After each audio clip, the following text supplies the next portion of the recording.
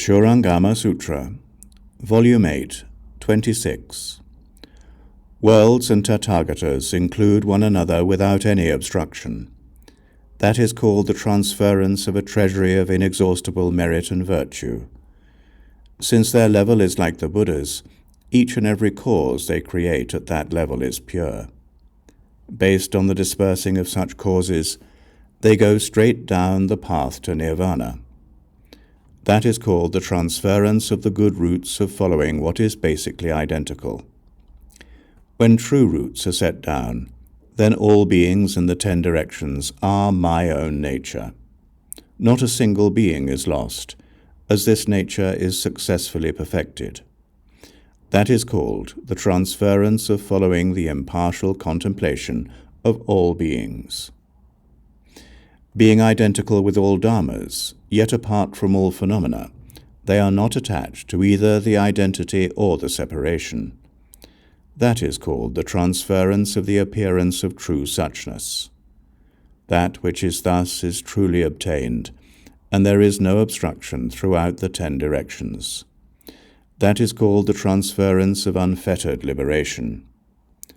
When the virtue of the nature is perfectly realized, the boundaries of the Dharma realm are destroyed.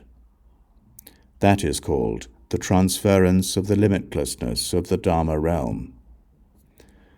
Ananda, when these good men have completely purified these 41 minds, they further accomplish 4 kinds of wonderfully perfect aiding practices. The enlightenment of a Buddha is just about to become a function of their own minds. It is on the verge of emerging, but has not yet emerged, and so it can be compared to the point just before wood ignites, when it is drilled to produce fire. That is called the level of heat. They continue on with their own minds to tread where the Buddhas tread, as if relying and yet not. It is as if they were climbing a lofty mountain, to the point where their bodies are in space, but there remains a slight obstruction beneath them. That is called the level of the summit. When the mind and the Buddha are two and yet the same, they have well obtained the middle way. They are like someone who endures something when it seems impossible to either hold it in or let it go. That is called the level of patience. When numbers and limits are gone, no such designations as the middle way, or as confusion and enlightenment are made. That is called the level of being first in the world. Ananda, these good men have successfully penetrated through to great Bodhi. Their enlightenment reaches through to the Tathagatas. They have fathomed the state of Buddhahood. That is called the ground of happiness. The differences enter into identity. Even the notion of identity is gone. That is called the ground of leaving filth. At the point of ultimate purity, brightness comes forth. That is called the ground of emitting light. When the brightness becomes ultimate, enlightenment is full. That is called the ground of blazing wisdom. No identity or difference can be attained. That is called the ground of invincibility. With unconditioned true suchness, the nature is spotless and brightness is revealed. That is called the ground of manifestation. Coming to the farthest limits of true suchness is called the ground of traveling far. The single mind of true suchness is called the ground of immovability. Bringing forth the function of true suchness is called the ground of good wisdom. Ananda, all bodhisattvas beyond this point have completed their cultivation and have perfected their merit and virtue, and so this ground is called the level of cultivation. Then a wonderful cloud of compassion hovers over the sea of nirvana. That is called the ground of the Dharma cloud. The Tathagatas counter the flow as the bodhisattvas thus reach this point through compliance with practice. Their enlightenment is about to meet that of the Buddhas. It is therefore called equal enlightenment. Ananda, the enlightenment which encompasses the mind of dry wisdom through to the culmination of equal enlightenment, is awakening within the Vajra mind. That constitutes the level of initial dry wisdom. Thus there are totals of 12 single and grouped levels. At last they reach wonderful enlightenment and accomplish the unsurpassed way. At all these levels they use Vajra contemplation of 10 profound analogies for the ways in which things are like an illusion. In shamatha they use the Tathagata's vipassana to cultivate them purely, to be certified to them, and to gradually enter them more and more deeply. Ananda, because they put to use the 3 means of advancement throughout all of them, they are well able to accomplish the 55 stages of the true body path. This manner of contemplation is called proper contemplation.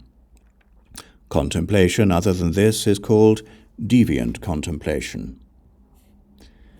Then Dharma Prince Manjushri arose from his seat, and in the midst of the assembly he bowed at the Buddha's feet and said to the Buddha, "What is the name of this sutra, and how should we and all beings uphold it?" The Buddha told Manjushri, "This sutra is called the Crown of Great Buddha, Sitata Patra, the unsurpassed precious seal and pure, clear, ocean-like eye of the Tathagatas of the 10 directions. It is also called the cause for saving a relative, the rescue of Ananda and the Bhikshuni nature, and the attaining of the body-heart and entry into the sea of pervasive knowledge. It is also called the Tathagata's secret cause of cultivation that brings certification to the complete meaning. It is also called the great expansive means, the wonderful lotus flower king, the Dharani mantra, which is the mother of all Buddhas of the 10 directions. It is also called the foremost Śūraṅgama, sections and phrases for anointing the crown of the head, and all bodhisattvas' myriad practices. Thus should you respectfully uphold it." After that was said, Ananda and all in the great assembly immediately received the Tathagata's instruction in the secret seal, the meaning of Patra, and heard these names for the complete meaning of this sutra. They were suddenly enlightened to jhana, advanced in their cultivation to the sagely position, and increased their understanding of the wonderful principle. Their minds were focused and serene. Ananda cut off and cast aside 6 sections of subtle afflictions in his cultivation of the mind in the triple realm.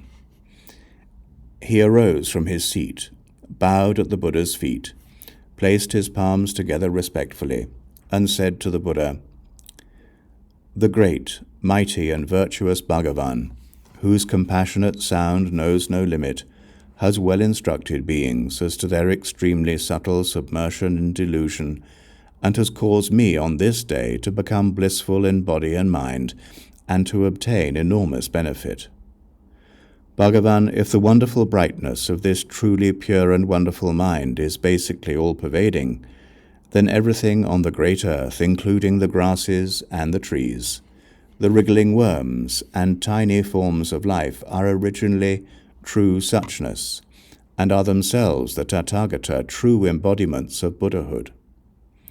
Since the Buddha's embodiments are true and real, how can there also be hells, hungry ghosts, animals, asuras, humans, gods, and other paths of rebirth? Bhagavan, do these paths exist naturally of themselves, or are they created by beings' falseness and habits? Bhagavan, the Bhikshuni precious lotus fragrance, for example, received the bodhisattva precepts and then indulged in lustful desire, recklessly saying that sexual acts did not involve killing or stealing, and they carried no karmic retribution. But after saying that, her female organs caught fire, and then the raging blaze spread throughout all her joints as she fell into the unintermittent hell alive. and there were the mighty king crystal and the bhikshu good stars. Crystal exterminated the Gautama clan, and good stars recklessly said that all dharmas are empty. They both sank into the unintermittent hell alive. Are these hells fixed places, or do they arise spontaneously? Is it that each individual undergoes whatever kind of karma he or she creates? I only hope the Buddha will be compassionate and instruct those of us who do not understand this. May he cause all beings who uphold the precepts to receive this definitive instruction with joyful respect upon hearing it, and be careful not to transgress it. The Buddha said to Ananda, "What a good question. You want to keep all living beings from adopting deviant views.